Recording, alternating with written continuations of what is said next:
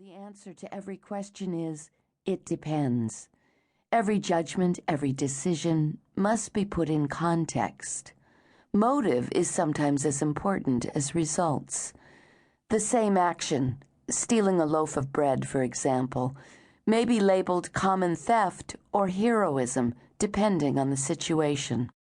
Years ago, I coined a term for myself, omnivalent, an adjective that describes a person who has complex and changing ideas about everything all the time.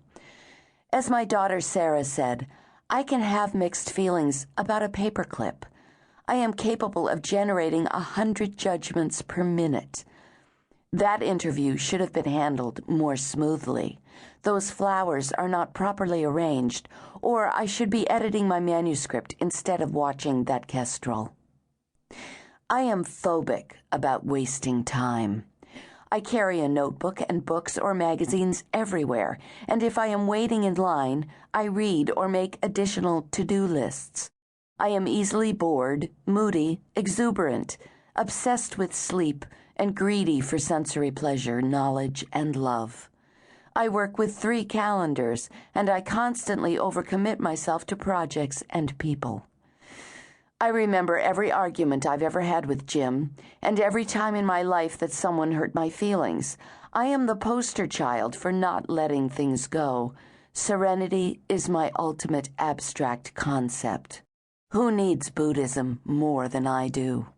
Who could benefit more from learning to sit down, breathe slowly, and rest the mind? Yet when I first shared my interest in meditation with friends, I received befuddled reactions. That doesn't seem like you, or slowing down your brain? Impossible. Or even worse, given the way your mind works, I am not sure you should try something like that. I would not describe myself as a Buddhist, but rather as Buddhish. I have only a cursory knowledge of Buddhism's history and its different forms. I do not have a teacher, and I don't identify with a particular school. I wouldn't presume to proselytize my version of Buddhism light, but in this book I hope to demonstrate how reading about Buddhism and learning meditation skills have been useful to me. I will make no distinction between mindfulness training and Buddhist meditation. Mindfulness training is a Western term for Buddhist practices that have been adapted for all kinds of settings.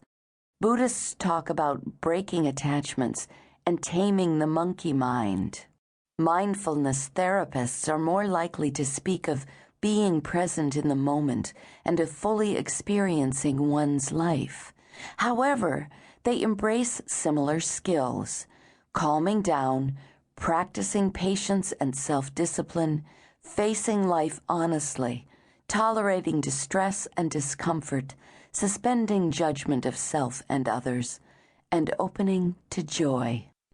The goals are similar as well: inner peace, self-acceptance, and a sense of connection with all life.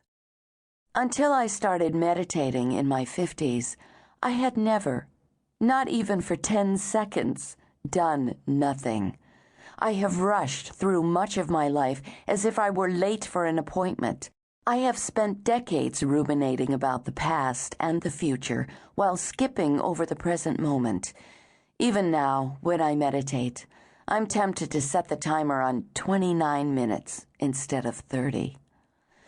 One of the most comforting aspects of my study of Buddhism has been learning that others also have a great deal of trouble controlling their minds during meditation. I have encountered many people who also believe they are the worst Buddhists in the world and that their brains are uniquely busy. Often they think, as I did, that their genetics and history have left them especially cursed. Just as I want to be free and happy of suffering, so, it turns out, does everyone else. This simple notion has helped me accept my own foibles and feel compassion for those of others. I was first attracted to Buddhism not as a religion, but as a way to calm down. I would argue that the Buddha is the world's most ancient and brilliant psychologist. From my perspective, his